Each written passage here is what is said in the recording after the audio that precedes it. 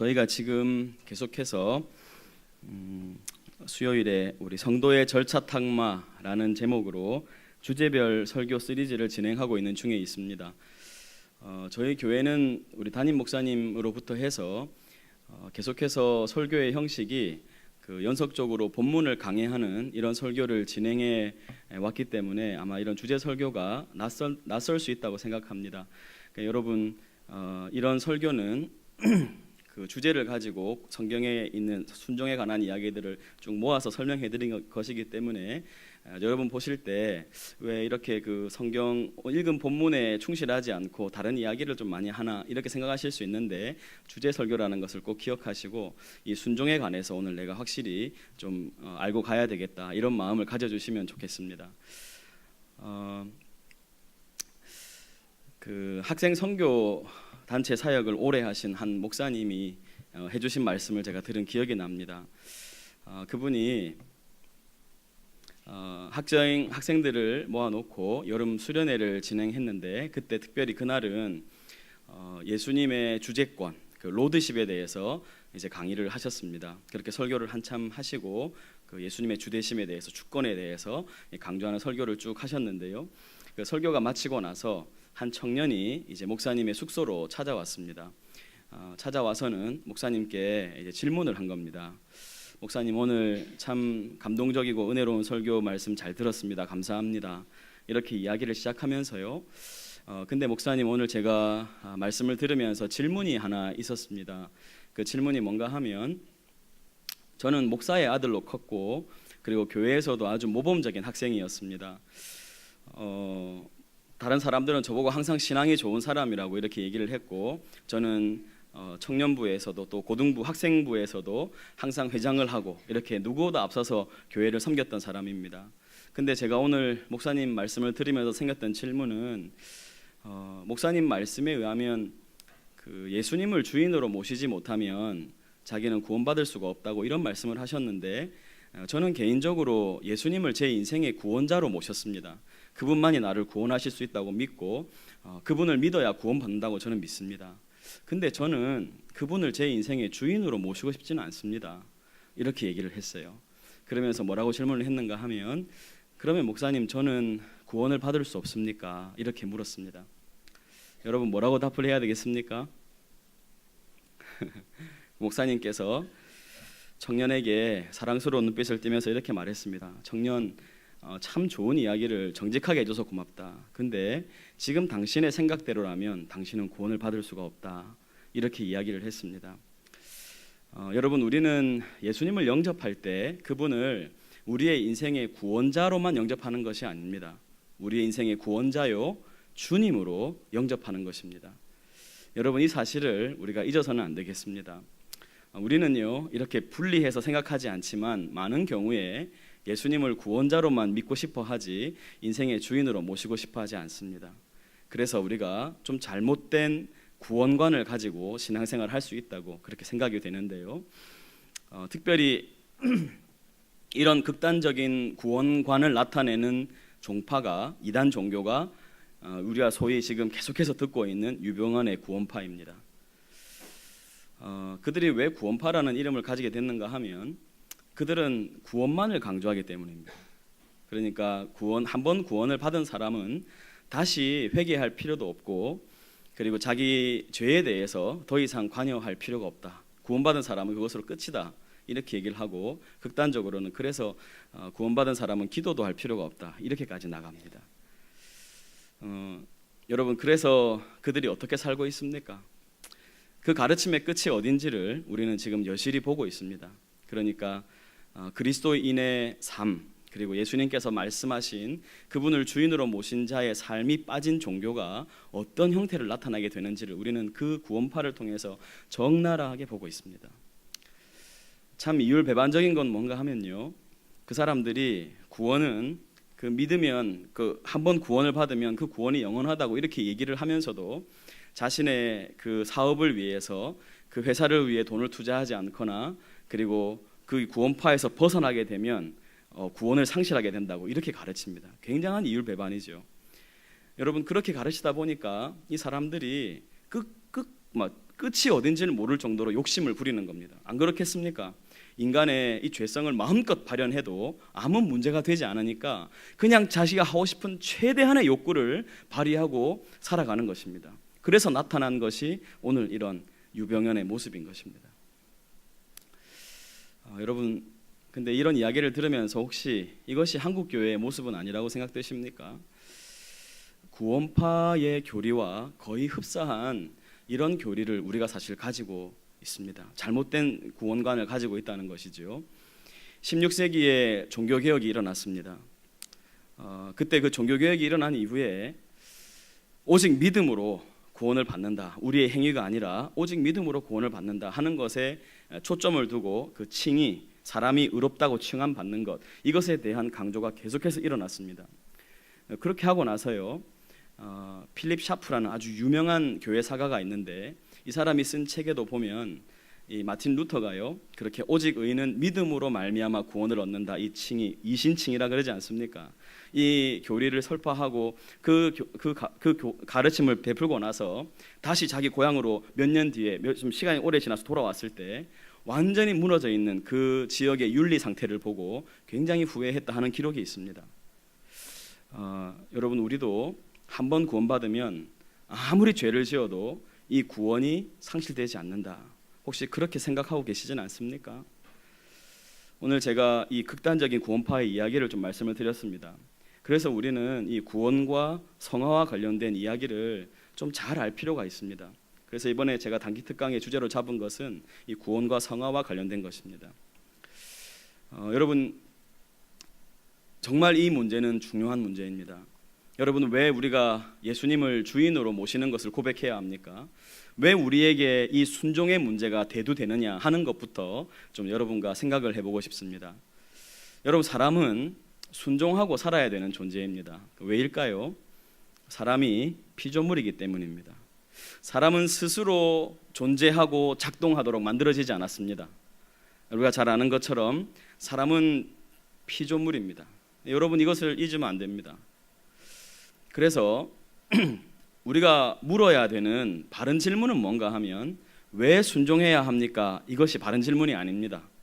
우리의 바른 질문은 무엇일까요? 우리는 누구에게 순종하며 살아야 합니까? 이것이 우리의 바른 질문입니다. 여러분, 이것이 오늘의 설교의 핵심 중에 하나입니다.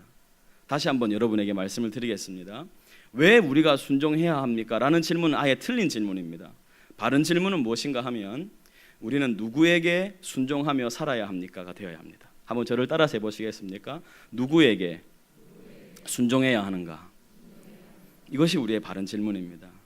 왜 그런가 하면요, 사람이 무엇이기 때문입니까? 피조물이기 때문이에요. 모든 만들어진 존재는 만드신 분에게 의존하게 되어 있습니다. 만들어진 것은 다 목적이 있습니다. 그 만드신 분이 그 목적을 부여하는 것입니다. 여러분, 우리가 그렇게 하나님께서 만드신 피조물입니다.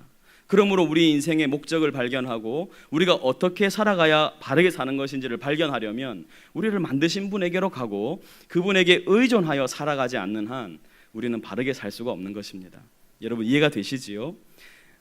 그래서 우리는 하나님을 떠나면 내가 자유롭게 살 수 있다, 이렇게 착각할 수 있는데 그건 굉장한 착각입니다. 사람은 하나님을 떠나면 스스로 자신의 삶을 꾸려가면서 자신 있게 자기의 삶을 영위하는 것이 아니고 다른 누군가의 종이 되어야 합니다. 반드시 인간은 그렇게 되어 있습니다. 왜냐하면 그가 피조물이기 때문입니다. 우리가 피조물됨을 잊는 순간 우리 자신의 길을 망각하게 될 것입니다. 그래서 우리 예수님께서 이렇게 분명히 말씀하셨습니다. 마태복음 6장에 보면 이렇게 말씀합니다. 한 사람이 두 주인을 섬기지 못할 것이니 혹 이를 미워하고 저를 사랑하거나 혹 이를 중히 여기고 저를 경히 여김이라. 너희가 하나님과 재물을 겸하여 섬기지 못하느니라. 하나님이 아니면 재물을 섬기게 돼 있다는 것입니다. 여러분, 이런 예수님의 통찰이 놀랍지 않습니까? 사람은 하나님을 섬기지 않으면 다른 무언가를 섬기게 되어 있는데 그 중에 핵심이 무엇인가 하면 재물이라는 것입니다. 오늘날 우리들에게 너무나 가슴 깊이 다가오는 말씀이 아닐 수가 없습니다. 하나님이냐 재물이냐, 우리는 이 둘 중에 우리의 주인을 선택하며 살아야 하는 것입니다. 그래서 우리가 좀 처음 세상 이야기로 좀 돌아가 봐야 하겠습니다. 원래 여러분, 사람은 하나님과 같이 교제하면서 하나님이 주신 모든 것을 다 누리며 살게 이렇게 만들어졌습니다. 에덴 동산에는 부족한 것이 없었습니다. 그런 인간이 스스로 하나님과 이렇게 잘 지냈으면 되는데 거기에 사탄이 유혹하는 말에 넘어갔습니다. 그때 사람은 하나님의 말씀을 듣지 않고 사탄의 말을 따르기로 결정했습니다. 사탄이 이렇게 유혹을 했지요. 네가 하나님이 금하신 열매를 먹으면 반드시 하나님과 같이 되고 하나님 말씀하신 것처럼 죽지 않을 거다, 이렇게 얘기를 했습니다. 여러분, 거기서 인간이 누구의 말을 들을 것인가를 선택해야 되지 않습니까? 그때 사람이 무엇을 선택했지요? 사탄의 말을 듣기로 선택을 했습니다. 여러분, 사탄의 말을 들었을 때 그의 말처럼 되었습니까? 사람이 하나님처럼 되었나요? 아닙니다. 사람은 완전히 그 하나님과 누리던 그 영광을 다 상실하고 사탄의 종이 되는 그런 비극적인 현실을 맞이하게 되었습니다. 인간이 가장 어리석은 결정을 한 것이 무엇이냐 하면 하나님의 말씀을 듣지 않고 사탄의 말을 듣기로 결정한 것이었습니다. 인간은 자유롭게 살 줄 알았을 거예요. 하나님처럼 이렇게 매이지 않고 자유롭게 살 줄 알았을 거예요. 전혀 그렇지 않았습니다. 오히려 더 큰 억압과 압박 속에 살게 됐습니다. 하나님의 무한한 자원을 누리던 그 피조물이 이 하나님의 자원을 다 상실해 버렸습니다. 원래는 여러분, 아무 제한 없이 정말 그 에덴 동산에 있는 무한한 자원을 마음껏 누리며 살았는데 그것을 다 잃어버리게 된 것입니다. 그걸 다 잃어버리니까 이제 여러분, 그 잃어버린 자원을 어디서 보충하려고 할까요? 하나님한테 못 얻으니까 누구한테 얻어야 될까요? 동료 인간들에게서 얻어야 하는 것입니다. 그러니까 여러분, 우리가 사는 세상이 어떤 세상이 됐습니까? 약육강식, 적자생존, 이런 동물의 세계가 돼버린 겁니다. 그러니까 여러분, 세상은 전쟁사라고 해도 방불할 만큼 인류 역사에 전쟁이 끊인 적이 없었고 지금도 우리는 이 힘의 전쟁에서 이 세상을 살아가고 있는 중입니다. 어디든 다 가면 서열이 있습니다. 사람 위에 사람 없고 사람 아래 사람 없다고 우리는 이렇게 이야기하고 싶어 하지만 철저하게 이 세계는 계급이 나눠져 있습니다. 그것이 타락한 인간의 세계, 하나님의 자원을 상실한 인간의 세계가 낳은 결과입니다. 여러분, 근데 우리가 그 세계를 회복할 수 있는 길을 발견했습니다. 이것이 놀라운 것인데 그것이 복음 안에 들어있는 놀라운 이야기입니다. 여러분, 이것을 경험하며 우리가 하나님 나라 속으로 들어가 살아야 하는 것입니다. 자, 그래서 여러분, 우리 사람의 마음 속에는요, 그때 인류가 처음 하나님 말씀을 거역한 때로부터 시작해서 지금까지 계속하여 우리의 피 속에는 불순종의 피가 흐르고 있습니다. 그게 도대체 몇 년입니까, 여러분? 인류 역사 전체가 불순종의 역사 아닙니까? 우리 몸속에는 철저하게 불순종의 피가 흐르고 있습니다. 믿으십니까? 아멘이라 하기도 그렇고 아니라고 하기도 그렇고, 여러분, 우리 몸속에는 이렇게 불순종의 피가 흐르고 있어요. 그래서 순종하는 것은 굉장히 어렵고요, 불순종하는 것은 너무 쉽습니다. 쉬운 게 아니고 가만히 있으면 그냥 불순종하며 삽니다. 이것이 우리의 현실이 되었습니다. 너무나 비극적이죠. 자, 근데 여러분, 우리가 아담을 탓할 필요가 없습니다. 우리 선조가 말이야, 하나님이 주신 그 많은 걸 놔두고 그걸 왜 건드려가지고 그렇게 하다가 또 심지어는 하나님은 하필이면 그런 걸 왜 만드셔가지고 우리를 죄에 빠지게 했나, 막 이렇게 생각을 하는데 여러분, 전혀 그런 생각하실 필요가 없습니다. 왜냐하면 여러분, 우리는 매일매일 이런 순종이냐 불순종이냐의 갈림길에 서 있기 때문입니다. 우리는 매일 지금 이 선악과를 맞이하며 살아가는 중입니다. 오늘도 그러셨지요? 여러분, 내가 어떤 결정을 해야 될 때 내가 정직하게 해야 될 것인가, 아니면 조금 부정직하더라도 이윤을 택할 것인가, 사람을 사랑할 것인가, 사람을 미워할 것인가, 하나님 말씀을 따를 것인가, 내 생각을 따라갈 것인가. 우리는 오늘도 늘 이 선악과 앞에 서서 살아가고 있습니다. 매일매일 우리는 이렇게 순종 전쟁을 치르며 살아가고 있습니다. 한번 제가 물어보겠습니다. 여러분이 아담을 탓할 만큼 그렇게 매일 하나님 말씀 순종하며 사셨습니까? 진짜 여러분, 아담을 탓할 자격이 있으신가요? 저는 저 자신을 보면서 아담을 절대 탓하지 않습니다. 내가 만약에 그 자리에 있어서 난 더 심했을 것 같다는 생각이 들어요. 남 탓하지 말고 이제 우리가 어떻게 그 주님의 말씀을 따르며 살아가야 할 것인가를 생각해야 할 것입니다. 아까 우리 앞서 언급했던 청년처럼 말입니다. 예수님 믿는데 예수님 말씀처럼 안 살고 마치 하나님이 없는 사람처럼 살아가는 많은 그리스도인들이 있지요. 여러분 그거 사람들이 모를 것 같습니까? 다 압니다. 우리 주변에 있는 사람들이 진짜 저분은 보이지 않는 하나님을 섬기며 살아가는구나. 진짜 저분에게는 뭔가 보이지 않는 세계가 있구나. 이게 보일까요? 안 보일까요? 보입니다. 교회 안에 성도들을 봐도 그게 보입니다. 저분에게는 정말 보이지 않는 하나님을 철저히 신뢰하는 마음이 있구나. 저분에게는 그게 없구나 하는 게 쉽게 보이지 않을지 모르지만 조금만 교제해보면 보입니다. 다 드러나게 되어 있습니다. 그래서 여러분 우리가 정말 주의해야 될 것은 무엇인가 하면 우리가 입으로는 하나님은 살아계시고 우리는 예수님을 구원자요 주님으로 믿습니다 이렇게 말을 할지 몰라도 매일매일의 삶에서 정말 그분의 말씀을 쫓아 살고 있지 않다면 우리는 입으로는 내가 유신론자라고 신을 믿는다고 고백하지만 삶으로는 신이 없다고 내 생각이 옳고 내 마음대로 살아가는 것이 진리라고 생각하는 무신론자로 살아간다는 것입니다. 그런 사람을 일컬어서 실천적 무신론자라 이렇게 말을 합니다. 좀 어려운 단어지만 한번 따라서 해보시겠습니까? 실천적 무신론자. 무슨 말인지 딱 귀에 들어오시죠?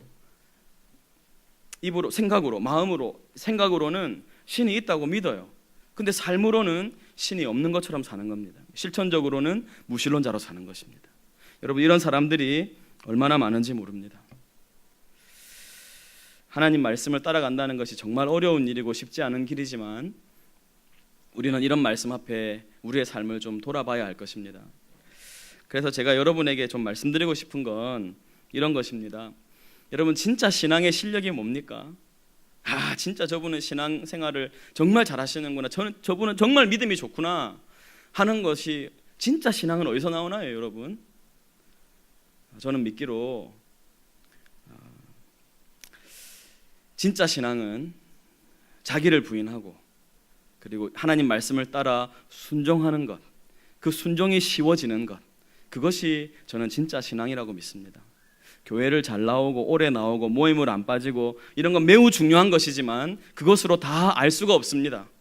진짜 이 사람이 자기 부인의 달인이 되었는가, 정말 하나님 말씀을 순종하는데 어렵지 않게 마음에 갈등이 일어나지만 그래도 내 생각이나 이 사회의 어떤 도덕률을, 이 사회의 방식을 따라가는 것이 아니고 하나님의 말씀을 따라가게 되는가 하는 것을 보면 내가 진짜 신앙인인지 내가 진짜 신앙이 있는지를 알 수 있다는 것입니다. 그래서 여러분 구약의 역사는 하나님이 아담이 하나님을 거역하는 것으로부터 시작해서 계속해서 하나님은 얘야 내가 너의 주인이다, 나에게 순종해야 된다 라고 말해온 역사고, 구약 성도들은 예 맞습니다, 하나님이 우리의 주인이십니다, 우리의 왕이십니다 라고 고백하면서 실천적으로는 계속 하나님을 거절하고 거역하며 살아온 역사였습니다. 그래서 여러분 이사야서의 말씀을 보면 1장 3절에 이런 말씀이 있습니다. 소는 그 임자를 알고 나귀는 그 주인의 구유를 알건만은 이스라엘은 알지 못하고 나의 백성은 깨닫지 못하는도다. 우리 주일에 들었던 말씀이지요. 소도 나귀도 주인을 아는데 이 백성은 나를 모른다. 말라기라는 성경이 있습니다. 이게 구약 성경 제일 끝에 있는데 어떤 분이 말라기서를 한마디로 요약하셨는데 이렇게 요약하셨어요. 기가 막혀 말씀하지 못하시는 하나님에 대한 기록이다. 이렇게 돼 있어요. 저는 굉장히 탁월한 지적이라고 생각합니다. 여기 보면요, 그 이스라엘 백성 여러분 말라기 한번 읽어보십시오. 이렇게 말합니다. 하나님이 얘들아 내가 너희를 사랑한다 이렇게 말을 했더니 언제 우리를 사랑했습니까? 백성이 딱 그렇게 얘기를 해요. 하나님 기가 막히시겠죠. 그 다음에 1장 6절을 보면 이런 말씀이 있습니다. 오늘 주인과 관련된 얘기인데 내 이름을 멸시하는 제사장들아 나 만군의 여호와가 너희에게 이르기를 아들은 그 아버지를 종은 그 주인을 공경하나니 내가 아버지일진데 나를 공경함이 어디 있느냐? 내가 주인일진데 나를 두려워함이 어디 있느냐 하나 너희는 이르기를 우리가 어떻게 주의 이름을 멸시하였나이까 하는도다. 구약의 전체 역사가 그렇습니다. 내가 너희 아버지야, 내가 너희들의 주인이야, 이렇게 말을 하는데 하나님, 우리는 하나님이 주인이지 않았으면 좋겠습니다. 하나님 주인이기를 원치 않습니다 하는 그런 역사라는 거예요. 오늘 우리가 읽었던 본문이 여러분 제가 생각하기에 저는 사실 이 순종의 첫 번째 시간이라서 구약에서의 순종 이것을 얘기하게 되어 있었는데 다음 주에는 신약에서의 순종에 대한 이야기를 좀 하게 될 겁니다. 근데 주제 설교다 보니까 좀 이렇게 좀 섞인 부분이 있는데 양해하고 좀 들어주십시오. 제가 구약 성경을 이렇게 생각하면서 구약 성경에서 제일 이 순종과 불순종에 관한 게 잘 나타나 있는 본문이 뭘까를 좀 생각해 봤어요. 그 순종과 관련해서 제일 좋은 본문은 아마 아브라함이 이삭을 바친 사건일 것 같았습니다. 근데 그거는 우리가 순종한 이야기니까 거기서 배우는 것보다 불순종했던 것에서 배울 것이 더 많겠다 생각해서 가장 유명한 이야기, 그 사울이 하나님 말씀을 거역했던 그 얘기를 좀 들고 왔습니다. 우리 그 얘기 잘 알고 계시지요? 하나님이 이스라엘 백성들한테 이제 사울에게 아말렉 족속을 멸해라, 완전히 진멸시켜라, 이런 명령을 내립니다. 여러분 오늘 성경 한번 펼쳐서 다시 한번 보십시오. 보시면은 한번 3절 말씀을 같이 한번 읽어볼까요? 3절입니다. 3절 같이 읽겠습니다. 시작.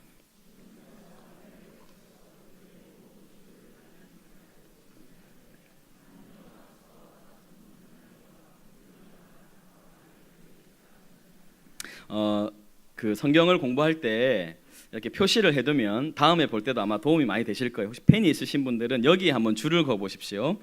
거기 중간에 보면 그들의 이 모든 소유를 남기지 말고, 거기 한번 줄을 그어 보시겠습니까? 모든 소유를 남기지 말고 진멸하되까지요. 모든 소유를 남기지 말고 진멸하되, 이렇게 되어 있습니다. 그렇게 하나님 명령을 내린 거예요. 근데 완전히 반대로 행동하는 걸 봅시다. 우리 9절 말씀을 보세요. 9절 말씀 보시면 사울과 백성이 아각과 그의 양과 소의 가장 좋은 것 또는 기름진 것과 어린 양과 모든 좋은 것을 남기고 진멸하기를 즐겨 아니하고 가치 없고 하찮은 것은 진멸하니라. 여기서 어디 줄을 긋는가 하면 거기 모든 좋은 것을 남기고, 거기 한번 줄을 그어보시겠어요? 모든 좋은 것을 남기고. 그래서 그 위에 아까 제가 읽어드렸던 모든 소유를 남기지 말고, 요거랑 이렇게 해서 반대 표시를 해보십시오. 모든 소유를 남기지 말고, 그렇게 말했는데 모든 좋은 것을 남기고, 이렇게 했던. 여러분 성경에서 이렇게 반대되는 이야기들을 잘 찾는 것이 성경 공부하는데 아주 유익합니다. 여러분 그 하나님은 분명히 그 사울에게 모든 것을 진멸하라, 아무 소유도 남기지 말고 진멸해라 그랬습니다. 근데 사울은 어떻게 했나요? 모든 좋은 것은 남겨뒀어요. 저는 여기서 그 우리 인간이 불순종하게 되는 단계를 이렇게 좀 보게 됐습니다. 전 참 사실 사울을 생각하면 너무 애석하다고 생각해요. 참 잘할 수 있는 기회가 많았는데 그 순간순간마다 이 자기의 욕심을 잘 이기지 못하고 넘어지는 아주 참 가련한, 인간적인 면에서 보면 참 측은한 그런 왕이 아닐 수가 없습니다. 제가 여기서 발견하는 중요한 포인트는 뭔가 하면요, 사울이 불순종하려고 결심하고 한 게 아니라는 거예요. 지금 사울은 하나님 말씀을 받고 그 말씀에 순종하기 위해서 갔습니다. 순종하기 위해서 갔어요. 그래서 아말렉 족속과 맞서 싸우려고 했어요. 안 간 것도 아니고요, 딴 일을 한 것도 아니고 다른 족속하고 싸우려고 한 것도 아닙니다. 아말렉 족속을 치러 갔어요. 순종하러 갔습니다. 근데 그 순종을 행하다가 그 속에서 자신의 욕심이 발동되고 거기서 하나님 말씀을 거역하게 되는, 순종 속에 불순종이 일어났다는 것입니다. 여러분 이게 참 무서운 것 같아요. 우리도 하나님 말씀 따라 살려고 순종하려고 노력을 많이 합니다. 근데 그렇게 순종하려고 하다가 자신의 이권이나 욕심이나 개인의 명예나 이런 것들과 충돌이 일어나면 거기서 불순종을 해버리는 것입니다. 사울이 그런 것을 우리에게 보여주고 있는 겁니다. 여러분, 이걸 두려워해야 합니다. 우리는 순종하기 위해서 시작했어요. 근데 하다가 정말 우리 안에 있는 이 욕심, 또 개인의 생각, 또 자신의 명예, 이권, 이런 것들이 딱 개입이 되면 거기서 그냥 주저앉아버리는, 불순종해버리는 겁니다. 더 놀라운 건 뭔 줄 아세요? 여러분, 우리는 이 사무엘은 하나님의 직통 계시를 받는 사람이었잖아요. 그 앞에서는 거짓말을 할 수가 없어요. 근데 우리는 서로 그런 사람들이 아니잖아요. 지금 여러분 잘 보면 사울이 그렇게 불순종하고 나서 제일 먼저 하는 게 뭐냐면 변명이에요. 핑계를 댈니다. 그 아각을 죽이려고, 아말렉 족속을 죽이려고 하다 보니까 어때요 여러분? 너무 좋은 소가 있는 거예요. 그 1등급 뿔뿔뿔 뭐 그런 소가 보이는 거예요. 이런 소를 굳이 죽여야 되나? 꼭 그래야 되나? 소가 무슨 잘못이 있다고? 소는 괜찮겠지. 그러면서 하나님의 모든 소유를 진멸하라는 말씀이 싹 사라지는 거예요. 좋은 거 눈앞에 보는 순간이에요. 양을 딱 봤는데 우리 동네에서 못 보던 양이에요. 너무 좋은 양이야. 특별히 아각 왕이 다루던 왕들 양과 소가 너무 좋은 거예요. 그래서 생각을 자꾸 해봅니다. 그래 맞다. 이 뭐 소, 양 어차피 제사할 때 쓰는 거니까 하나님께 몇 마리 드리고, 몇 마리 아니 많이 드리고 좀 남겨도 안 되겠나? 하나님 그것까지 뭐라 그러시겠나? 이렇게 생각한 거예요. 그렇게 생각을 했어요. 그리고 여러분 꼭 그런 게 있어요. 자신의 불순종을 합리화하기 위해서는 다른 사람들의 동의가 필요합니다. 그래서 백성들한테 물어봤어요. 자, 여러분 어떻습니까?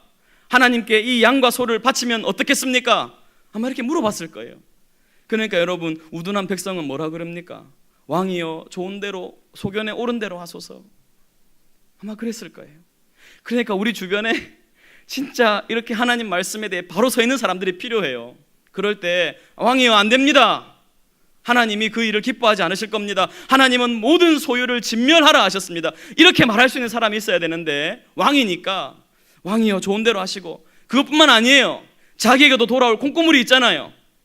나에게도 양 한 마리, 소 한 마리 오겠지. 나도 전쟁했으니까 나한테도 오겠지. 자신의 이권이 딱 개입되니까 거기서 불순종해버리는 겁니다. 같이 넘어져 버리는 거예요. 모든 불순종은 다 그렇게 일어납니다. 자신의 이권을 내려놓지 않으면, 자신의 명예욕을 내려놓지 않으면 다 불순종하게 되는 거예요. 그래서 여러분, 오늘 이 성경에 보니까 이 불순종하는 게 뭐라 그럽니까?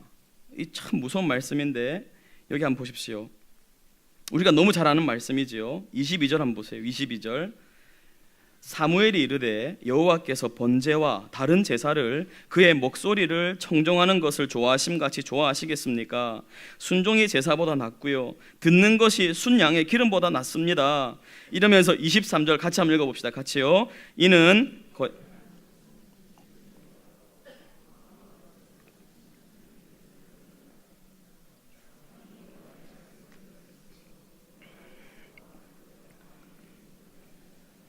여러분, 우리가 끔찍하게 여기는 게 뭡니까? 점치는 죄요. 우리가 저런 무당집 가가지고 내 앞으로 내 미래가, 우리 아이가 결혼하면 궁합이 맞겠는지, 이 아이가 대학에 잘 들어가겠는지, 이런 거 점치는 건 끔찍한 일로 여기지요.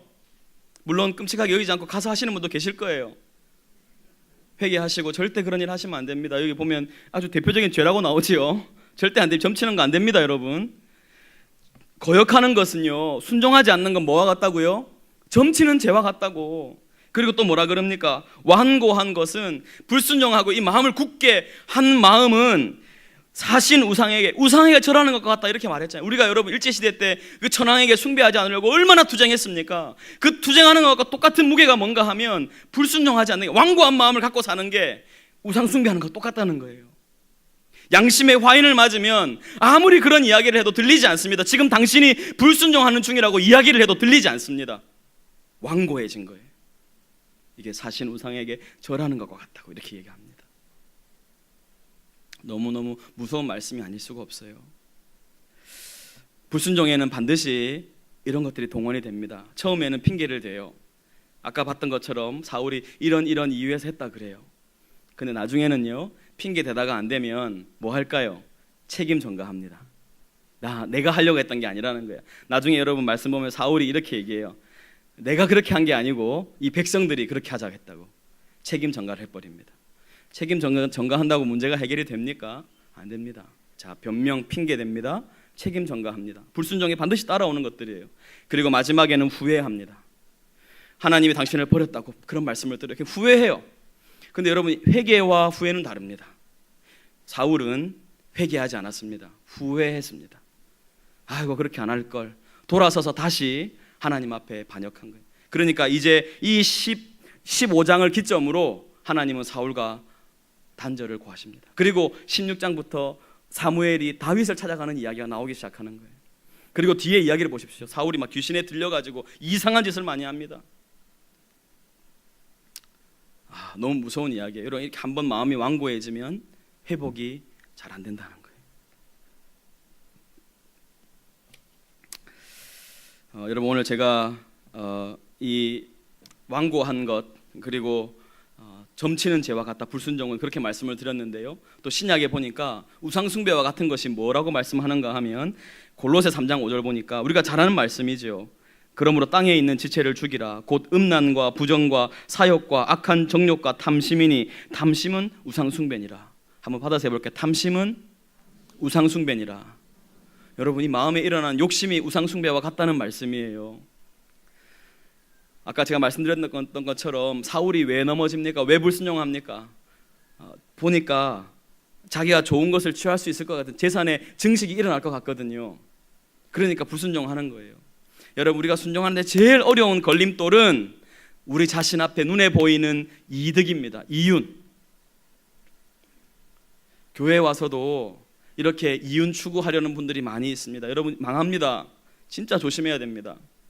절대 교회에서는 내가 공짜로 뭘 취하지 않겠다. 교회는 봉사하고 섬기고 헌신하는 곳이지 여기서 내가 뭔가를 이득을 얻겠다 생각하시면 안 됩니다. 물론 직원으로 있는 분들은 제외하고요. 저희 사역자들이나 그런 사람들 여기 업인데 어떡합니까? 그 외에 교회에서 뭔가 이렇게 공짜로 생기는 거 좋아가지고 좋아하시면 안 됩니다. 반찬 남으면 나눠 가져가는 그 괜찮아요. 그런 거는. 근데 좀 더 안 준다고 삐지고 이러면 안 됩니다. 절대.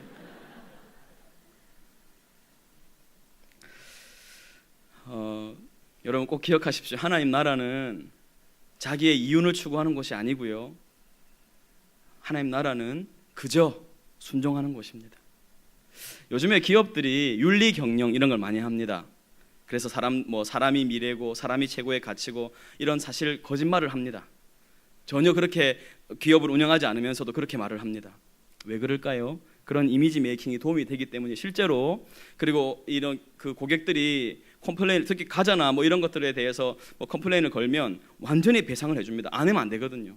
자기 회사가 굉장히 잘하는 것처럼 막 그렇게 합니다. 왜 그럴까요? 당장 그 한 사람에게 손해를 보더라도 훨씬 더 많은 이윤이 남기 때문이에요. 그렇게 가르칩니다. 기업 윤리에서, 기업 경영에서요. 윤리 경영이 더 많은 이윤을 산출한다 이렇게 가르쳐요. 그러니까 그들이 윤리 경영을 하는 겁니다. 여러분 한번 물어보겠습니다. 우리도 그러지 않나요 혹시? 하나님께 순종하는 것이 더 많은 이득이 생기기 때문에 하나님께 순종해야 된다 그렇게 생각하진 않으시나요? 여러분 꼭 기억하십시오. 순종은요 이윤이 생기기 때문에 하는 게 아닙니다. 순종은 그저 하는 거예요. 그냥 그저 하는 거예요. 순종하니까 이런 결과가 생겼더라. 그건요 일 수도 있고 아닐 수도 있는 거예요. 다 그런 결과가 나지 않습니다. 근데 우리는 철저하게 그렇게 될 거라 생각을 해요. 순종하면 이렇게 될 거라고. 안 그럴 수도 있어요. 안 그럴 수도 있습니다. 근데 그런 생각이 좀 들어요. 저도 하나님이 왜 이렇게 좀 꽉 막힌 분일까? 그 생각해 보면 그 소 같은 거 남겨가지고 잡으면 좋잖아요, 그죠? 그리고 전쟁도 했는데 소도 가져가고 양도 가져가고, 그죠? 나눠주고 이러면 얼마나 좋아요. 근데 하나님이 전리품을 취하는 것을 허락하지 않은 게 아닙니다. 이 아말렉 족속을 완전히 쓸어버려야 되기 때문이었어요. 이 아말렉 족속은 하나님 보시기에 전염병 같은 족속이었어요. 여러분 AI 구제역이 발생했는데 그 동물 아깝다고 남길 수 있습니까? 모조리 쓸어버려야 돼요. 그런 존재였어요. 아말렉은 다 쓸어버려야 됩니다. 근데 그걸 남기는 거예요. 눈앞에 보이는 이윤 때문에. 우리가 생각할 땐 그렇죠. 하나님 상식적으로 생각해 봅시다. 우리가 전쟁 이렇게 노력하는데 전리품 하나도 없으면 남는 게 이 백성들이 무슨 힘을 받겠냐고요. 하나님 조금만 상식적으로, 조금만 경제적으로 생각하시면 안 되겠습니까? 하나님 이렇게 우리는 말하고 싶을지 몰라요. 거기에서 우리가 넘어지는 겁니다. 여러분 꼭 이 말씀 기억합시다. 이사야 55장 8절 9절이요. 이 말씀은 우리가 한번 찾아볼까요? 이사야 55장 8절 9절입니다. 이사야서 55장 8절과 9절.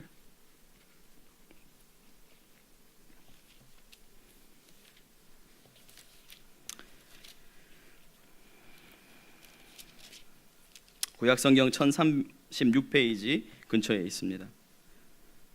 55장 8절과 9절. 우리가 잘 아는 말씀입니다.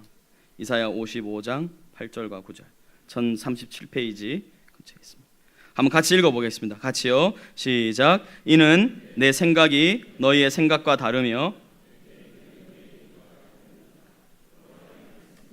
이는 하늘이 땅보다 높음같이 내 길은 너희의 길보다 높으며 내 생각은 너희의 생각보다 높음이니라. 아멘이십니까? 여러분, 우리가 하나님 믿는 이유는 뭔가요? 한번 생각해 보세요. 여러분, 내 생각한 것처럼 하나님이 움직여 주실 것 같다. 그러면 그 하나님 왜 믿습니까? 그만 하나님이 내 생각처럼 다 해주실 것 같으면 내 생각 안에 하나님이 갇혀 있는데 그 하나님을 믿을 이유가 없지요. 하나님은 우리의 생각을 넘어서는 분이에요. 그러니까 우리는 하나님을 신뢰하고 믿고 따르는 것입니다. 우리가 이 고백을 할 수 있어야 하나님께서 내가 원하는 결과를 산출해 주시지 않으셔도 우리가 믿고 순종하며 살 수 있는 것입니다. 우리의 생각이 하나님의 생각과 다릅니다. 우리의 길이 하나님의 길과 다르다고 말씀하십니다. 이 사실을 여러분 고백하십시오. 내가 생각한 건 우리 아이가 이렇게 되고 이렇게 장가를 가고 이렇게 아이를 낳고 이렇게 생각한 내 생각이 이런데 이렇게 된 게 상식인데 하나님 그렇게 안 하세요. 그럴 때 우리가 고백해야 될 건 뭐예요? 하나님, 우리의 생각은 이렇지만 하나님은 다른 생각이 있으신 줄로 믿습니다. 하나님께서 더 놀라운 생각과 계획을 가지신 줄로 믿습니다. 지금 내가 당장 보기에는 이건 마치 망하는 것 같고 이건 절망인 것 같지만 하나님, 내가 하나님을 믿는데 하나님 살아계시는데 그런 일은 없다고 믿습니다. 그래서 속단해서 아이고, 옆에 우리 성도들이 어떤 힘든 일을 겪을 때 혀를 쭉쭉 차면서 아이고 어쩌노, 좀 무슨 죄를 지었길래 저런 일을 당하노, 절대 이렇게 말씀하시면 안 됩니다. 그 사람이 죄를 지었는지 안 지었는지 우리는 몰라요. 그 사람 스스로 판단할 일이고 다른 사람의 어떤 일에 대해서는 우리는 그저 하나님이 정말 저 사람을 통해서 또 어떤 일을 하시려고 이런 일을 일으키시나 이렇게 신뢰하고 기대하고 믿음의 반응을 보여야지 아이고 저래가 어쩌겠노, 저래가 어째 사노, 아이고. 그러시면 안 된다는 겁니다. 이제 말씀을 좀 정리를 하면서 적용을 좀 해보십시다. 오늘 순종에 대한 말씀을 들었는데요. 첫 번째는 우리가 자신에게 주어진 상황에 순종하자는 겁니다. 이건요, 바꿀 수 없는 것들에 대해서 하나님께서 주신 것으로 믿고 순종하자는 건데요. 특별히 가족과 관련된 겁니다.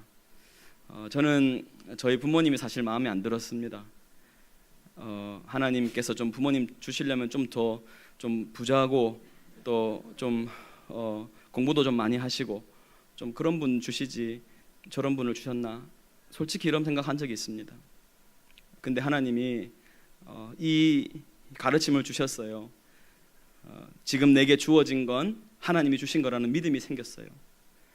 그러니까 이렇게 생각이 고백이 되더라고요.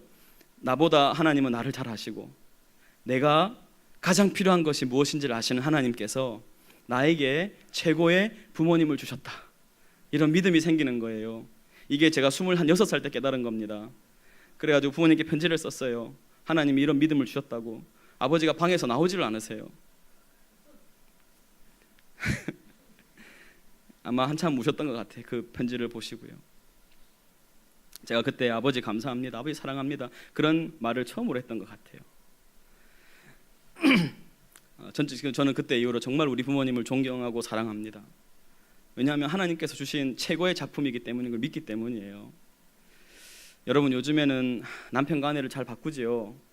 이혼이 너무 쉽고 막 이런 시대를 우리가 살고 있지 않습니까? 근데 여러분, 하나님이 짝지어 주신 건 사람이 나눌 수 없다 그랬지요.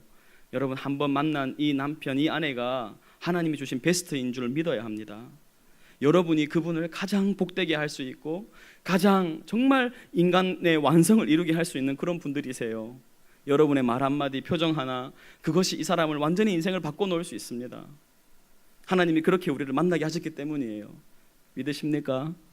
이렇게 굉장히 불편해하시는 분들이 많으신 것 같은데 제가 결혼 안 해봐서 잘 모르겠습니다. 그거는. 저는 우리 부모님께 그런 고백을 했습니다. 그리고 제가 앞으로 만날 아내에게도 그렇게 생각하고 제게 주어질 그 자녀들에게도 저는 그렇게 고백할 겁니다. 여러분 그렇게 믿고 살아야 안 되겠습니까? 그렇게 할 때 우리 안에 이 순종을 통해서 만족이 생길 거예요. 여러분 순종해야 만족할 수 있습니다. 안 그러고는 만족이 안 돼요. 좀만 더 돈이 있으면, 조금만 더 내가 재능이 좀 뛰어나면, 내가 머리가 탁월하면. 많은 분들이 저한테 그런 말씀을 물어보세요. 노래는 어떻게 하면 잘합니까?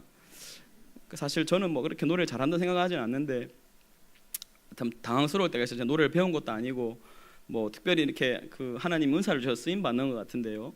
그러니까 전 늘 대답이 그래요. 하나님이 재능을 주신 거, 은사를 주신 것 같다고. 여러분 근데 그렇잖아요. 우리 노래 다 잘하고 싶잖아요, 그죠? 근데 여러분 노래 잘 안 되잖아요, 그죠? 저는 미술을 너무 잘하고 싶어요. 근데 아무리 그려도 이거는 사람은 짝대기밖에 표현이 안 돼요, 저는. 근데 어떤 사람은 그냥 우리 목사님 중에도 미술하신 분도 계시고 그림 손만 촉촉촉 하면 진짜 작품이 나와요. 만화도 잘 그리시고. 저는 늘 그게 부럽거든요. 근데 저는 그걸 못합니다. 하나님이 안 주셨어요. 그냥 안 주셨으면 안 주신 거잖아요, 그죠? 전 족구를 너무 잘하고 싶어요. 정말 잘하고 싶어요. 근데 안 끼워져요.